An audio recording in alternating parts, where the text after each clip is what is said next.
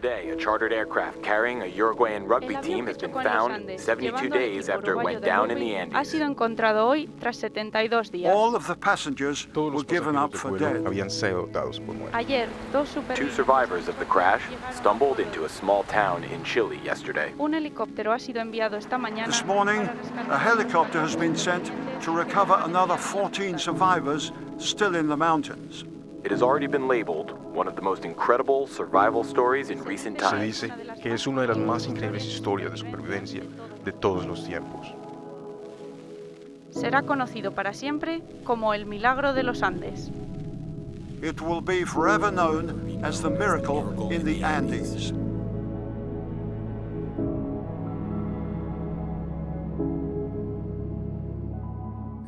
My name is Gustavo Zabino. I played across the back line for the Old Christians Rugby Club. My name is Nando Parado. I played as a lock for the Old Christians Rugby Club. My name is Antonio Vizintin. I was a prop for the Old Christians Rugby Club. I'm a survivor of Uruguayan Air Force Flight 571. I'm a survivor of Uruguayan Air Force Flight 571. I'm a survivor of Uruguayan Air Force Flight 571.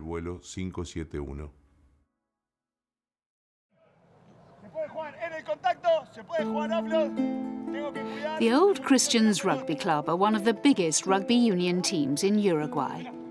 With 18 league titles, they've clinched more domestic trophies than all but one team in the country, and they've had several players represent the national team. Founded in 1962, the Old Christians had twice won the national championship by the end of their first decade. The club was pretty new when I played. We were always battling at the top, either first or second in the championship. At that time in my life, the priorities were rugby, education, and family, in that order of importance.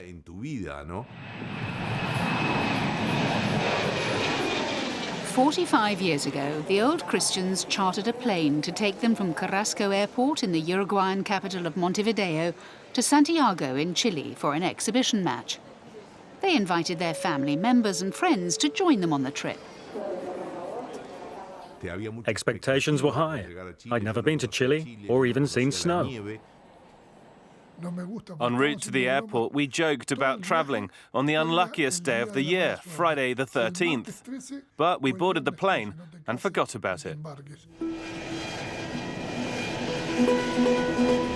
Due to bad weather, the plane had to make a stop in Argentina. However, when the team restarted their journey, the conditions had hardly improved. The journey became rough, with lots of turbulence. The plane was shaking up and down a lot. It wasn't fun. I got very frightened, especially when the plane suddenly dropped from a height due to the strong winds. The pilot had to speed up to avoid crashing against the summit of the mountain. We realized the situation wasn't positive at all. I couldn't believe what my eyes were seeing. The engines were making very loud noises too. And then, the crash. I remember the impact itself, the noise of the open air, the sensation of the plane falling from the sky. The last thing I remember is the sound of the metal hitting the mountain. After that, there was just darkness. I thought I was dead. It was pure desperation. There were people trapped inside the crushed seats. Initially you think, I'm alive, but then you need to escape. I'd studied medicine for 3 months at college, and I started figuring out who was alive and who was dead. Roberto and I began treating as many people as we could. They cut open my jacket, and it was very heavy with blood. It looked as though I had a piece of liver growing on my elbow, but it was all clotted blood. I could have died. In the harsh conditions in which they found themselves, medical students Gustavo Zerbino and Roberto Canessa attempted to treat the injured passengers. The other survivors cleared the fuselage of dead bodies and barricaded the opening with bags to insulate it. I don't remember anything from the first 4 days. I was in a coma, just darkness. I could have died, and I wouldn't have known. Initially given up for dead, Nando regained consciousness in the Andes a few days after the crash. He learned that his good friend Panchito, with whom he had swapped seats midway through the flight, had not survived, nor had his mother. His sister Susie died a matter of days later in his arms. I still don't know what mourning is. The need for survival was so serious and important that I never had the time nor the capacity to cry. I desperately wanted to cry, to suffer, to grieve my mother's death. I did manage to bury the bodies with the help of my friends, but I couldn't cry, and that annoyed me. Despite the devastation, the group were optimistic that they would soon be found. In the meantime, they had to find ways to survive. They made sleeping bags out of the aircraft seats and a device to melt snow for drinking water. However, when their food supplies ran out, they had to turn to extreme measures. Hunger is the most primitive fear man can experience.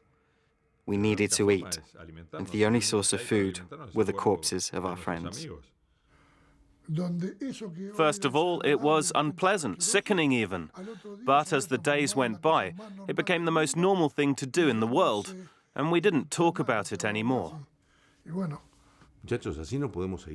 We realized that we would have starved to death in a few days if we didn't eat anything. We all made a pact. Each one of us offered their body if it meant the others would survive. It was similar to a communion. Like Christ in the communion, we were offering our bodies to each other. You missed those that had died as they were important in your life, but you recognized that you were alive thanks to them.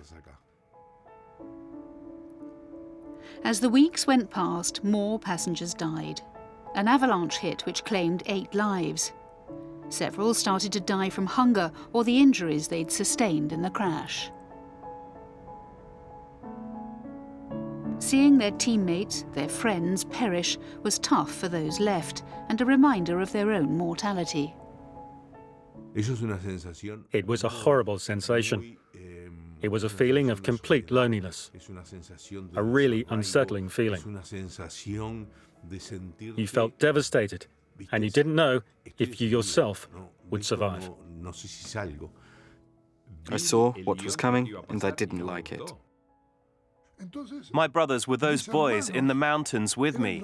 My world was not millions of people. It was just those 16 of us left alive.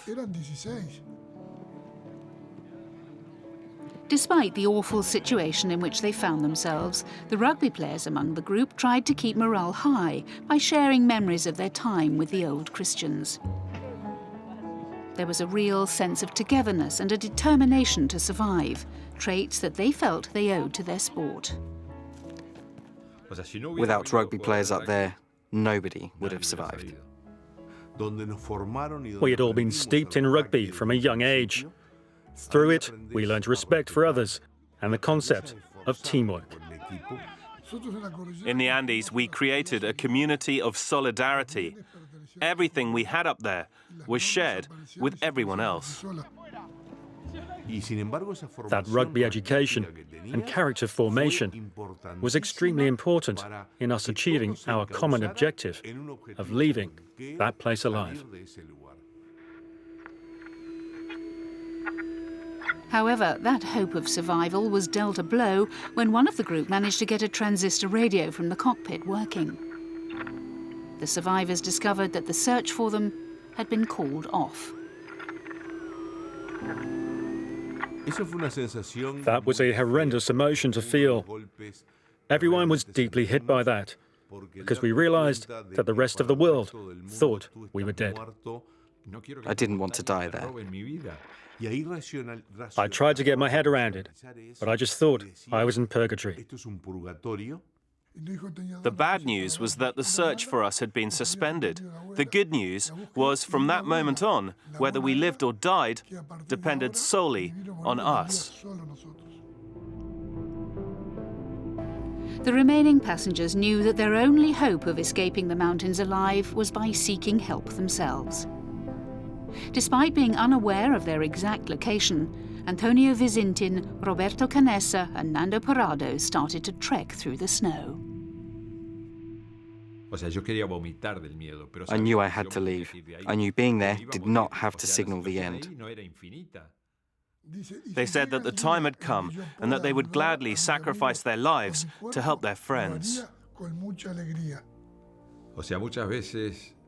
I look back now and I cannot understand how a man like me, full of fear, came to make that decision, because the chances were stacked against me. The moment I left the safety of that group and that plane, I shouldn't have survived. I shouldn't be here. I should be dead. Antonio had to drop back due to exhaustion, but Nando and Roberto carried on for 10 days and 54 kilometers. They came across a farmer riding on horseback by a stream. He notified the emergency services. Just over 10 weeks after being in a fatal air disaster, Nando Parrado then boarded the rescue helicopter to locate his friends.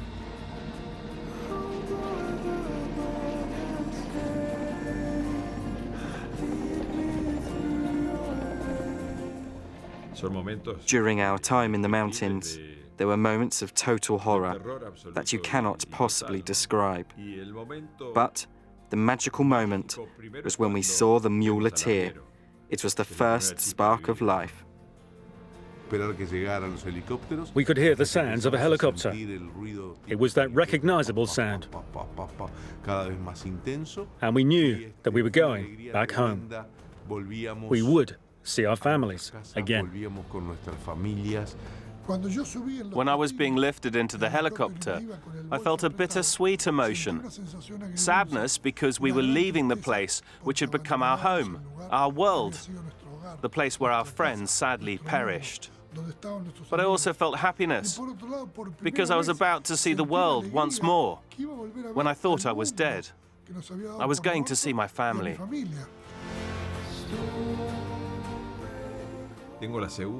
I came back.